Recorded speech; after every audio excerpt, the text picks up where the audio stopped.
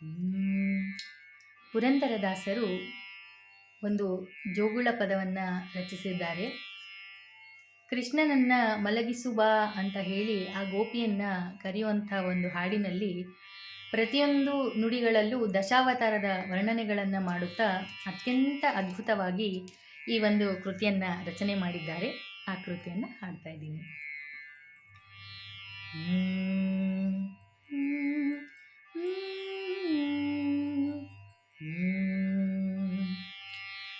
ಬಾರೆ ಗೋಪಮ್ಮ ನಿನ್ನ ಬಾಲಯ್ಯ ನಳುತ್ತಾನೆ, ಬಾರೆ ಗೋಪಮ್ಮ. ಆರು ತೂಗಿದರು ಮಲಗನು ಮುರವೈರಿ, ಬಾರೆ ಗೋಪಮ್ಮ. ಬಾರೆ ಗೋಪಮ್ಮ ನಿನ್ನ ಬಾಲಯ್ಯ ನಳುತ್ತಾನೆ, ಬಾರೆ ಗೋಪಮ್ಮ.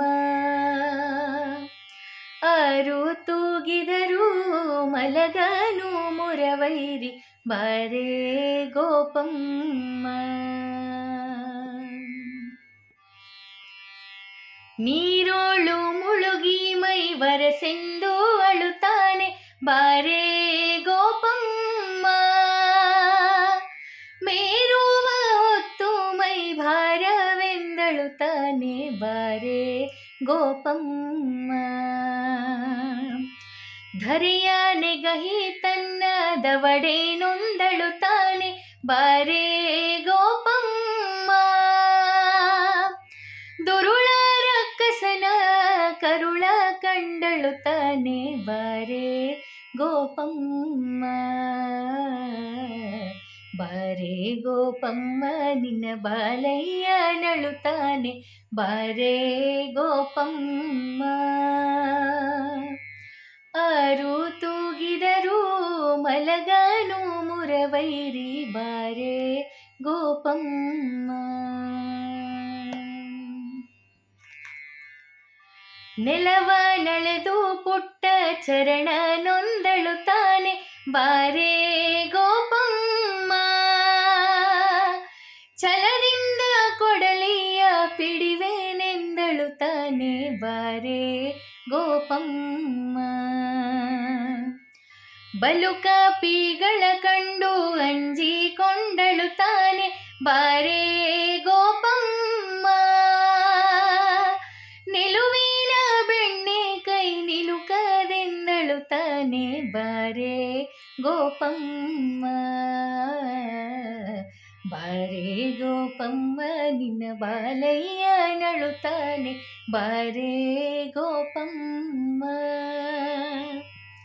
ಆರು ತೂಗಿದರು ಮಲಗನು ಮುರವೈರಿ, ಬಾರೆ ಗೋಪಮ್ಮ. ಬಟ್ಟ ಬತ್ತಲೆ ನಿಂತು ಎತ್ತಿಕೊಳ್ಳೆನು ತಾನೆ, ಬಾರೆ ಗೋಪಮ್ಮ. ಶ್ರೇಷ್ಠ ತೇಜಿಯನು ಹತ್ತೇನೆಂದಳುತ್ತಾನೆ, ಬಾರೆ ಗೋಪಮ್ಮ. ತೊಟ್ಟಿಲೊಳಗೆ ಮಲಗಲೊಲ್ಲನು ಮುರವೈರಿ, ಬಾರೆ ಗೋಪಮ್ಮ.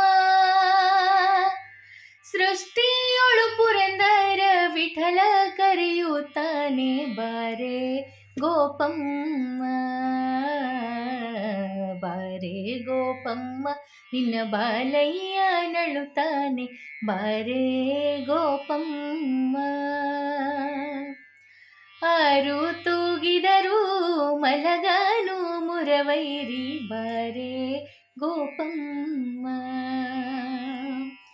ಆರು ತೂಗಿದರು ಮಲಗನು ಮುರವೈರಿ, ಬಾರೆ ಗೋಪಮ್ಮ. ಬಾರೆ ಗೋಪಮ್ಮ, ಬಾರೆ ಗೋಪಮ್ಮ, ಬಾರೆ ಗೋಪಮ್ಮ, ಬಾರೆ ಗೋಪಮ್ಮ, ಬಾರೆ ಗೋಪಮ್ಮ, ಬಾರೆ